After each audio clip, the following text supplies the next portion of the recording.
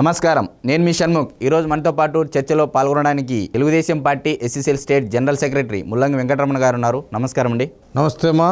ముందుగా బాబాసాహెబ్ అంబేద్కర్ గారికి జయంతి శుభాకాంక్షలు తెలుపుకుంటూ మన ప్రేక్షకులకి తెలుపుకుంటున్నాము. రాష్ట్ర ముఖ్యమంత్రి వైఎస్ జగన్మోహన్ రెడ్డి గారు రాబోయే రోజుల్లో ఆపద్ధర్మ ముఖ్యమంత్రి వైఎస్ జగన్మోహన్ రెడ్డి గారి పైన అనంతపూర్లో చెప్పుల దాడి జరగడం, ఇప్పుడు విజయవాడలో రాళ్ల దాడి జరగడం ఏంటి? ప్రజల్లో ఉన్న వ్యతిరేకతతోనే ఈ దాడి జరిగిందని మీరు అనుకుంటున్నారా, లేక ఆ దాడుల వెనక ఏదైనా వ్యూహం ఉంది? ఎలక్షన్లు సమీపిస్తున్న తరుణంలో ఇలాంటి దాడులు జరగడం వెనక ఏదైనా వ్యూహం ఉందని మీరు భావిస్తున్నారా? ఏమంటారు మీరు? అందరికీ, రాష్ట్ర ప్రజలందరికీ బాబాసాహెబ్ అంబేద్కర్ జయంతి శుభాకాంక్షలు. ఈరోజు మన ముఖ్యమంత్రి గౌరవనీయులు జగన్మోహన్ రెడ్డిపై దాడి జరిగి ఉంటే నేను దాన్ని ఖండిస్తున్నా. దాడి జరిగిందా లేదా అనేది ఈరోజు జరిగే పరిశీలనలో తేటతెల్లమవుతుంది. అయితే కొత్తగా ఉగాది పండగ వచ్చిన వెంటనే తొలి సంవత్సరం మొదలవుతుంది. ఉగాది పండుగ ఎప్పుడు జరిగేది? వారం లాస్ట్ మంగళవారం ఉగాది పండుగ. ఉగాది పండుగ నుంచి గ్రహాలు మారుతాయి. మా జగన్మోహన్ రెడ్డి గ్రహము ఏముందో ఒకసారి చూస్తా. నాకు కూడా కొంచెం లైట్గా తెలుసు. ఓ కొండదేవుడా, రారా గురుడా, రంగనాథుడా, నామాలప్ప. పేరు బలంలో ఏముందేమో, పుట్టిండేదే వైఎస్ ఇంట్లో, పెరిగిండేదే దొంగల బడిలో, పరిపాలించేదే రాక్షస సత్రంలో. హలో ఏము ధర్మరాజా, అయ్యా మా జగన్మోహన్ రెడ్డి ఈ ఉగాది పండగ నుంచి ఎన్నికల ప్రచార భాగంలో పాల్గొంటూ ఉన్నాడు. ఆయన పైన రాయి దాడి జరిగిందంటున్నారు. హలో యముధర్మరాజా, కొంచెం చూడవా, ఏమి మా ముఖ్యమంత్రి పైన రాయి దాడి జరిగిందా? ఏమంటివి? ఆహా, ఓ ఓ అరే అట్లనా? ఓహో, కొంచెం ఇంద్రుడిని అడగలనా? ఎవరబ్బా? ఓహో, ఓ అమ్మో, right right right, okay okay okay okay, నా బుర్రలోకి వచ్చేసింది. అబ్బా. ఇప్పుడు మా జగన్ రెడ్డి గురించి కొంచెం దివ్య దృష్టితో చూసా. ఎన్నికలు వస్తున్నాయి కదా, గతంలో కోడితో పొడుచుకొనేసి ఆంధ్ర పోలీసుల మీద నమ్మకం లేకుండా స్పెషల్ ఫ్లైట్లో హైదరాబాద్కి వచ్చేసినాడంట. వచ్చిన వాళ్ళే మళ్ళీ ఇక్కడ ఒక డాక్టర్ దగ్గర చేరే ₹1 కోటి ఖర్చు అయింది ఈ కట్టు కట్టేదానికి. ఇప్పుడు ఈరోజు రాత్రి మన గులకరైతే వేసినాడంట. ఎవరు ఆయన? వాళ్ళ చిత్రగుప్తుడు ఉన్నాడు కదా, మన యమధర్మరాజు చిత్రగుప్తుడు ఉన్నట్టు ఆయన చెప్పాడు. నాకు చిత్రగుప్తుడు ఉన్నట్టు జగన్కు ఒక చిత్రగుప్తుడు ఉన్నాడు, అతని దృష్టిలో గులకరైతే వేసినాడు, యాక్షన్ చూద్దామని. అది తగిలిందో లేదో తెలియదబ్బా. అక్కడుండే ఈ మేకప్ మనుషులు ఉంటారు కదా, ఆ మేకప్ మనుషులు ఏదో కొంచెం ఎర్రగా పూసేసి ఏదో రెడీ చేసినట్టుగా అనిపిస్తూ ఉంది. కాబట్టి పూర్తి స్థాయిలో మళ్ళా జగన్ ఈరోజు రేపు హైదరాబాద్ స్పెషల్ ఫ్లైట్లో రావాలి. ఎందుకంటే అక్కడి నుంచి హైదరాబాద్లోకి వచ్చి ఇక్కడ ట్రీట్మెంట్ తీసుకోవాలి. ఎందుకంటే పోలీసు వాళ్ళు సరిలేదు కదా, ఇంతకుముందు సరిలేదు. ఇప్పుడు ఎట్లా ఎందుకున్నాడో నాకు అర్థం కాల. అయ్యో జగనా, ఏందబ్బా ఇది ఏంది? ఈ పోటీ ఏంది? ఈ గులకరాయి ఏంది? నీకు తగిలేది ఏంది? ఇంతమంది సెక్యూరిటీ, ఇంతమంది జనాలు, గులకరాయితే ఎందుకు వేయించుకుంటామా? అరే పిచ్చోడా, ఏదన్నా కొంచెం లోపల ఒకటి కట్టి నీకు తెలియని విద్యలా ఏమయ్యా? లోపల ఏం చేసి ఉండాలా? నువ్వు కత్తి ఏదన్నా ఒకటి ఆపిల్కాయ ఏదో దాంట్లో పెట్టి, సొరకాయలో కొంచెం గుమ్మడికాయ పెట్టేసి దాంట్లో కుంకుమ పెట్టి కట్టి ఒకటి ఉండాలబ్బా జగను. అరే నీ పసును కాల, నీకు అన్నీ తెలుగులు తెలుసు. ఓహోహోహో, అవునబ్బా, మన అమ్మగారు ఏమి అమెరికాకి వెళ్ళిపోయింది? అరే నీ పైన నమ్మకం ఏది వేసేస్తావు అనుకున్నా చూడు. ఆమె పోవడము, నువ్వు పొడుచుకోవడం అంటే మళ్ళా వచ్చేస్తామనుకున్నావా? ఆమె రాదబ్బా. ఇప్పుడు శాంపుల్ చూసేసింది. ఎందుకంటే ఓహో గులకరాయి, ఇంకా పోటు మనకే పడుతుంది అనుకునేసింది జగను. అమ్మ వెళ్ళిపోయి ఇంక రాదు. ఇంకేదన్నా జరిగితే ఎవరిని చూద్దామబ్బా? ఓహో, ఇంకెవరిని చూస్తావు జగను? చెప్పువా, వాడు అవినాశకో లేకపోతే వాడు క్యాష్నో అనుకో చెప్పి. మనకు కావాల్సింది పదవి, మనం ఎప్పుడు కాపురం చేసేదే? జైలుకి వెళ్ళిపోతాము. ఉండేవాళ్ళు వేయవయా మళ్ళీ చూద్దాము అని అంటూ ఉన్నాడంట. ఎవరినే? భారతమ్మనే చూస్తూ ఉన్నాడని వాళ్ళు చెప్పుకుంటూ ఉన్నారు. నేను ఉదయాన్నే ఈరోజు సండే కదా, నేను చేపల మార్కెట్కి పోయినా. అక్కడ చెప్పుకుంటూ ఉన్నారు, నా బాస 1 కేజీ 2 కేజీలు కొరబేండ్లు కావాలని అడిగా. ఏ ఊరా అన్నాడు. మా చిత్తూరు జిల్లా అంటే. అరే మీరు రాయలసీమ ఏమయ్యా, మీ జగన్ ఏదో ఊరికేనే గులకరాలతో వేసుకుచ్చుకుంటున్నాడు, ఏదైనా కత్తితో నరుక్కుంటే ఏమయ్యా, అతనికి ఏం తెలియని విద్యలా అన్నారు.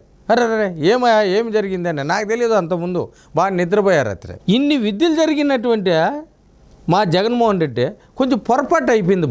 ఎక్కువ తెలివి అయిపోతే కూడా అన్నం కూడా ఎక్కువ ఉడికిపోయింది అనుకో, పనికిరాదు. మా వాడు రకరకాల ఆలోచన మన వల్ల చెల్లెళ్ళు దాడి, తల్లి ఊరు వదిలి వెళ్ళిపోయా, వెనకట్టి ఉన్నోళ్ళు ఉత్తరంగా ఉన్నోళ్ళు పార్టీ వదిలి వెళ్ళిపోయారు. అతనికి రోజు చెంచలగూడ, రాజస్థాన్ జైలు, ఇది అది ఫిలిప్పైన్స్ ఇవే కనపడతా బుర్ర వేడెక్కిపోయి ఏదంటే అది మాట్లాడేసి ఊరిక గులకరాయితీ వేసుకున్నట్టు యాక్షన్ చేసినాడు. ఈ యాక్షన్లు ఇవంతా ప్రజలు చూస్తూ ఉన్నారు. జగనా ఏందిరా నాయనా, నువ్వు ఏమి ఇంత పిచ్చినా కొడుకుగా ఉండదే నువ్వా? ఏంది ఇది రాయితో వేయించుకునేది ఏంది? లేదా నువ్వు ఒకసారి ఆలోచన చేయి. ఈ చూడు మన గంగిరెడ్డి గారి కుమారి ఏముంది కదా, మన ఎవరు శర్మిల వాళ్ళు వదిన మన శ్రీమతి గారు, ఏదైనా ఆలోచన చేయ. అమ్మ దొరకదు, ఎవరినో నువ్వు వేయాలయా, వేయకపోతే నీకు కాస్త కూస్తో రాదు, వేసినా తెగుతుంది. నువ్వు ఓట్లు పడవు కదా జగన్, పడతాయా? పడేటి అంటే ఇప్పుడు మీరు చెప్తున్నది ఏంది, మళ్ళా లాస్ట్ ఎలక్షన్లో ఏదైతే కోడికత్తి డ్రామా చేశారో అదే తరహాలోనే ఇప్పుడు కూడా ఎలక్షన్ల టైంలోనే అనూహ్యంగా ప్రాంతానికి, అంటే రాష్ట్రానికి 3 రాజధానులు ఉన్నాయి. అనంతపూర్లో ఒక దాడి, విజయవాడలో ఒక దాడి, రేపు మళ్ళీ బస్సు యాత్ర కంటిన్యూ అయ్యి ఉత్తరాంధ్రకి వెళ్తే అక్కడ ఒక దాడి. అంటే రాజధానికి ఒక ఐటెంతో దాడి చేస్తారు, ఒక వ్యూహాత్మకంగా వాళ్ళు చేస్తున్నారు. వాళ్ళ పార్టీ అధికారంలోకి రావడం కోసం, సింపతి ఓట్ల కోసం మరలా ఇదే ప్రయత్నం చేస్తున్నారని చెప్పేసి మీరు అంటారా? మా ప్రయత్నాలు అవేనండి. మా జగన్ ఏమి తమాసైన నా కొడుకు కాదు, మంచి బలమైనటువంటి ఆలోచనలు కలిగినాడు. రకరకాల ఆలోచనలు ఎవరికైనా వస్తుందా? ఎదుటో నామినేసి. ఇప్పుడు చంద్రబాబు నాయుడు గారు కేసులు ఎన్ని ఉన్నాయో సార్కి తెలీదు, ఎన్ని పెట్టినావో నీకు తెలీదు, వాళ్ళకి చెప్పాను రాసేమని. ఇప్పుడు దాన్ని బట్టాడు, లిస్టు ఇవ్వద్దు, ఇది క్యాన్సిల్ చేసేయాలని. 175 నువ్వు గెలిచేదేంది? చంద్రబాబు నాయుడు యొక్క కేసులను బయట నీకుండా చూస్తూ ఉంటే ఇన్ని తెలివిలు కలిగినాడు. ఈ దాడి ఎన్ని రకాల దాడి ఎక్కడెక్కడ పెట్టినాడో అర్థం కావడంలే. ఒకరి మీద దాడి చేయాలంటే రిక్కీ నిర్వహిస్తారు. ఇప్పుడు విజయవాడలో గులకరాయితో దాడి జరిగిందని చెప్తా ఉన్నారు. అది మనకు తెలియదబ్బా, ఏదో టీవీలో ఈ సాక్షిలో వాడు ఎవడో సాక్షి రిపోర్టర్ క్యాటర్బేల్ ఉంటుందన్నమాట. ఈ క్యాటర్బేల్తో గూవలు కొడతారు. ఈ పక్క గూలోళ్ళు ఉంటారు, వాళ్ళు ఈ క్యాటర్బేల్తో కొడతారనమాట. అదేదో క్యాటర్బేల్తో ఈ విజయసాయి రెడ్డి క్యాటర్బేల్ బట్టి ఉన్నాడు కదా, ఎప్పుడు పెన్నే కదా, వాటి దగ్గర కొట్టిద్దామని చూసి ట్రైల్ చూస్తూ ఉన్నారు. ఎట్లా కొట్టాలని ట్రైల్ చూసేటప్పుడు ఆ ట్రైల్లో భాగంగా పోయిందనమాట. ఆ పోవడం తగిలిందో లేదో మనకు తెలియదు, కానీ గబ ఎర్రదే ఆ రంగు అట్టు పూసేసి దెబ్బ తగిలినట్టు యాక్షన్ చేసి ఇట్టు పుడుచుకుంటారు. అయితే ఇక్కడ బాగా గమనించదగ్గ విషయం ఏంటంటే, ప్రాంతానికి ఐటమ్ మారుతూ ఉంది. జగన్మోహన్ రెడ్డి గారి పైన దాడి ఏదైతే ఉందో, అనంతపూర్ రాయలసీమ ప్రాంతంలో చెప్పులతో దాడి, విజయవాడ అంటే కోస్తాంధ్ర మధ్య కోస్తాంధ్ర ప్రాంతంలో అయినటువంటి విజయవాడలో రాళ్లతో దాడి. నెక్స్ట్ ఉత్తరాంధ్రకి వెళితే ఏ వస్తువుతో దాడి చేయొచ్చని మీ అనుమానాలు వ్యక్తం చేస్తున్నారు? ఇప్పుడు మా జగన్ చెల్లెల మీద నిన్న దాడి చేయించాడు. ఎక్కడ? కడప జిల్లాలో. ఈ దాడులంతా వాళ్ళ ఇంట్లోనే జరుగుతూ ఉన్నాయి. దాడులు జరిగేదంతా జగన్మోహన్ రెడ్డి డైరెక్ట్ చెల్లెలపైనే దాడి చేపిస్తున్నాడు. అతను ఆమె పుట్టుక గురించి, ఆమె పెళ్లి గురించి, అబ్బా ఎక్కడన్నా ఉంటుందండి? నీపైన నువ్వు దాడి చేసుకోవడం, నీ చెల్లెల మీద దాడి చేయడం, ఇవన్నీ చూసే కదా వాళ్ళమ్మ వెళ్ళిపోయిండేది. ఇది మనం భరించలేము, వీడు ఏమేమో చేసేస్తాడు, ఇవన్నీ మన కంటారా చూడకూడదు అనేసి ఆమె వెళ్ళిపోయింది. అయితే వైఎస్ఆర్సీపీ పార్టీ అఫీషియల్ ఫేస్బుక్ పేజీలో పోస్ట్ చేస్తూ పచ్చగుండాలు, పచ్చ మూకలు, జై టీడీపీ మూకలు జగన్మోహన్ రెడ్డి గారి పైన దాడి చేశారు, సిద్ధం సభలు భారీ సక్సెస్ అవ్వడంతో అసూయతతో దాడి చేస్తున్నారని చెప్పేసి పోస్ట్ చేయడం జరుగుతుంది. అది వైరల్ జరగడం కూడా జరిగింది. మరి మీరు ఏమంటారు దీనిపైన? ఇప్పుడు దాడులు ఎవరు చేసినారో తెలుసు, అంగల్లో చంద్రబాబు నాయుడు గారి మీద దాడి ఎవరు చేసినారు, ఇక్కడ పుంగనూరులో దాడి ఎవరు చేసినారో తెలుసు, కోడికత్తి దాడి తెలుసు, ఎక్కడ చూసినా దాడులు జరిగేది నీది. పచ్చబెజ్ ఎక్కడైనా చూసావా తెలుగుదేశం పార్టీలో దాడులు జరిగి? అరే ఏందో నువ్వు చంపేసి పార్సల్ చేసే నా కొడుకులు నీ పార్టీలో పెట్టుకొని దాడులు చేసి అరాచకాలు, హత్యలు, దొంగతనాలు, దోపిడీలు ఇవన్నీ చేసేవాళ్ళు, ట్రైనింగ్ ఇచ్చిన వాళ్ళు నీ ఎమ్మెల్యేలు, మంత్రులు నీ దగ్గర పెట్టుకొని ఈరోజు మంత్రి టికెట్లు ఇచ్చాడు, చంద్రబాబు నాయుడు అభ్యర్థులు ఇచ్చాడు, అందరినీ చూసుకోండి. ఈ దేశంలో ఉన్నటువంటి చట్టసభల్లోకి వెళ్ళాల్సిన వాళ్ళంతా ఐపీఎస్లు, ఐఏఎస్లు, ఐఆర్ఎస్లుగా రిటైర్డ్ అయిన వాళ్ళు పనిచేసే వాళ్ళకి ఇచ్చారు. నువ్వేం చేసినావయ్యా? నీ దగ్గర ఉండేవాడు ఎవడు? అంత డొమ్మి నా కొడుకులు. మొత్తం ఎర్రచంద్రం కొట్టేవాడు, ఇసుగు తోలేవాడు, మైన్స్ తోలేవాడు, క్యాసినో, కోడి పందాలు, గోళీలాడేవాడు, మొత్తం వీళ్ళే టోటల్గా. ఎవడు నోరుందో వాళ్ళంతా డ్యాన్సులు వేసుకుంటే డ్యాన్స్ క్లబ్. మరి అయితే చివరగా ఆంధ్ర రాష్ట్ర ప్రజలకి మీరు ఈ దాడిని ఏ విధంగా తెలియజేస్తారో చెప్పండి. అబ్బా, ఈ దాడిని ప్రజలకి ఏం చెప్పేదబ్బా? మావోడే దాడి చేయించుకుంటా ఉన్నాడు, సరిగా చేయలే ఈ దాడి, వాడు బాధపడిపోతా ఉన్నాడు.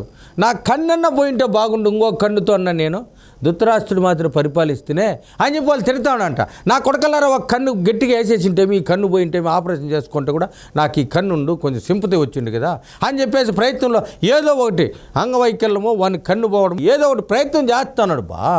ఈ ప్రయత్నంలో బాగానే ఈ దాడి ఇదేదో తేలుతుంది. ఇంకో 10-15 రోజుల్లో ఏదో ఒకటి ఇతని మీద దాడి బలంగా జరిపించుకునేదానికి పెద్ద పెద్ద ప్రయత్నాలు చేస్తాడండి మా జగన్మోహన్ రెడ్డి. మరైతే ఈరోజు వైఎస్ జగన్మోహన్ రెడ్డి గారి పైన జరిగిన దాడిని నిజంగా జరిగి ఉన్నట్లయితే దాడిని ఖండిస్తూ, అదేవిధంగా జరగకపోతే ఇది ఆంధ్ర రాష్ట్ర ప్రజలకి మరో కోడికత్తి వర్షన్ 2.0 అని చెప్పేసి ముల్లంగి వెంకటరమణ గారు చాలా బాగా వివరించారు. మరొక అంశంతో మళ్ళీ కలుద్దాం. నమస్కారం.